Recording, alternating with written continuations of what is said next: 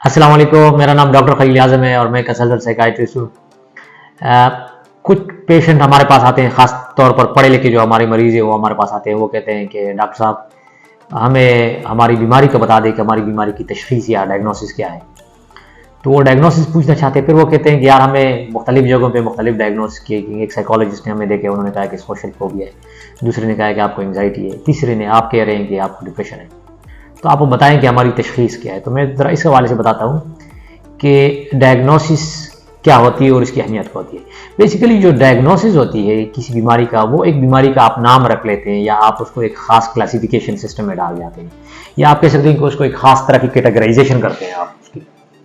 तो उस कैटेगराइजेशन और क्लासिफिकेशन और नाम देने के अमल को डायग्नोसिस कहते हैं। अभी ये जिस तरह तमाम स्पेशलिटीज़ है, इसी तरह साइकाइट्री के अंदर भी डायग्नोसिस बहुत इंपॉर्टेंट होता है कि आप डायग्नोस करें, क्योंकि इससे आपको न सिर्फ आपके लिए बीमारी का पहचानना आसान हो जाता है, बल्कि आपके साथ बीमारी के जो मिलते जुलते अलामात हैं वो, और आपको पेशेंट को एक ख़ास कैटेगरी में डालना आपके लिए बड़ा आसान हो जाता है। और इसके अलावा ये आपको इलाज के अंदर भी मदद दे सकती है। लेकिन मसला ये होता है कि जो डायग्नोसिस होती है वो हो सकता है कि मुख्तलिफ़ जगहों पे पेशेंट मुख्तलिफ़ अंदाज से एवेलुएट हो, और जो कि पेशेंट की डायग्नोसिस को चेंज कर सकती है। तो इसलिए मैं ये कहना चाहता हूँ कि डायग्नोसिस सब कुछ नहीं होता, बल्कि डायग्नोसिस पेशेंट के मुतालिक आपको मुफीद मालूमात तो ज़रूर दे सकता है, लेकिन डायग्नोसिस पेशेंट्स को मुकम्मल तौर पर डिस्क्राइब नहीं करता।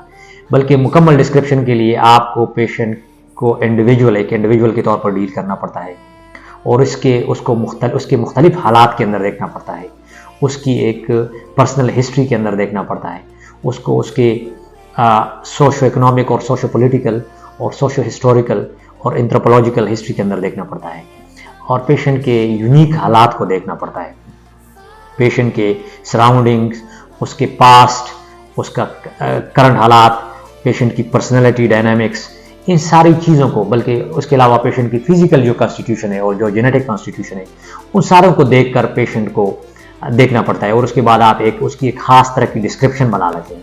उस ख़ास तरह की डिस्क्रिप्शन जो कि न सिर्फ एक ऑब्जेक्टिव डिस्क्रिप्शन होती है, बल्कि एक सब्जेक्टिव डिस्क्रिप्शन भी होती है। पेशेंट के हवाले से जो इर्द गिर्द उनके लोगों की तमाम मालूमात होती है, पेशेंट की फैमिली के जो उसकी मुतालिक राय होती है, पेशेंट्स के जो बिहेवियर को आप देखते हैं, गरज के तमाम जो सब्जेक्टिव और ऑब्जेक्टिव डेटा और जो ऑब्जेक्टिव इन्वेस्टिगेशन है, उन सब को मिलाकर आप एक ओपिनियन डेवलप करते हैं और आप एक मैनेजमेंट प्लान बना देते हैं। तो ये पेशेंट को मुकम्मल तौर पर डिस्क्राइब करता है। और फिर हमें ये नहीं भूलना चाहिए कि पेशेंट एक इंडिविजुअल होता है, और वो एक तरह से एक बीमारी नहीं होती, पेशेंट बीमारी नहीं होती, बल्कि वो एक तरह का आज़ाद भी हो सकता है। ये नहीं अगर उसको आप डिप्रेशन का नाम दे भी दे तो इसका मतलब नहीं है, ये नहीं है कि आप उसको कहें कि ये डिप्रेस है, बल्कि हो सकता है कि वो उसके अंदर ये एबिलिटी है कि वो आहिस्ता आहिस्ता अपने आप को उस डिप्रेशन से या एंग्जाइटी से या सोशल फोबिया से निकाले। तो ये मेरा मतलब है, बताने का मतलब ये है कि आपकी जो डायग्नोसिस है वो बहुत हेल्पफुल हो सकती है, लेकिन साथ साथ ये देखना भी ज़रूरी है कि डायग्नोसिस सब कुछ नहीं होता, बल्कि डायग्नोसिस के अलावा भी बहुत सारा डेटा होता है जो कि आपको मद्देनज़र रखना होता है। तो ज़रूरी नहीं है कि आप डायग्नोसिस के पीछे पड़ जाएं। और फिर अगर ये भी इंपॉर्टेंट है कि अगर दो पेशेंट्स है और उनका डायग्नोसिस सेम है, तो इसका मतलब ये नहीं है कि दोनों को एक जैसा इलाज की ज़रूरत होगी। और हो सकता है कि 2-3 जो पेशेंट्स हैं जिनकी मुख्तलिफ डायग्नोसिस हो, लेकिन उनका इलाज आपस में मिलता जुलता हो। तो ये बहुत सारे फैक्टर्स है जो काउंट करते हैं पेशेंट्स के मैनेजमेंट के अंदर।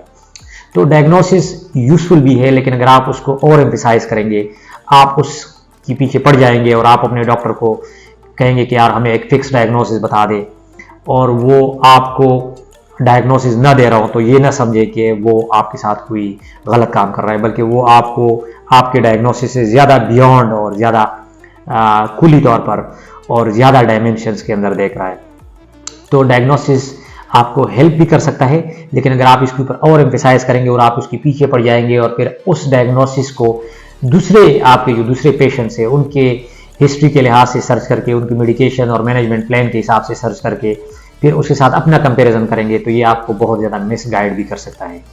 डायग्नोसिस वेस्ट के अंदर एक सिस्टम को आसान करने के लिए और डिस्क्राइब करने के लिए, और कुछ लोगों को इंश्योरेंस और फाइनेंशियल सिक्योरिटी के लिए भी यूज़ होता है। हमारे यहाँ इस चीज़ का तस्वुर कम है, और हमारे यहाँ ज़्यादातर जो हमारा अपने सोशो कल्चरल सर्कमस्टांसेस है, हमारा जो ट्रेडिशन है और हमारी जो इंडिजिनस साइकोलॉजी है उसके मुताबिक पेशेंट के एक डायग्नोसिस के अंदर बहुत ज़्यादा वैरायटी के साथ प्रेजेंटेशन हो सकती है। तो इस चीज़ को समझने की ज़रूरत है कि डायग्नोसिस यूज़फुल है, लेकिन डायग्नोसिस सब कुछ नहीं होता। और मरीज़ अच्छा क्लिनिशियन वो होता है जो मरीज़ को डायग्नोज ना करे, उसको लेबल ना करे, बल्कि उसे ज़्यादा ब्रॉडर लेवल पे उसको देखें, ब्रॉडर उसका डिस्क्रिप्शन बनाएं और उसको पेशेंट के साथ एम्पैथाइज करें और पेशेंट के शूज़ में खड़ा होकर उनके हालात को उस तरह देखें जिस तरह पेशेंट उन हालात से गुजर रहा है। तो ये बड़ा ज़रूरी है एक ओवरऑल ज़बरदस्त इंट्यूटिव विजन बनाने के लिए कि हम सिर्फ डायग्नोसिस के पीछे ना पड़ें, बल्कि ओवरऑल एक विजन बनाएं पेशेंट्स के मुताबिक। Thank you.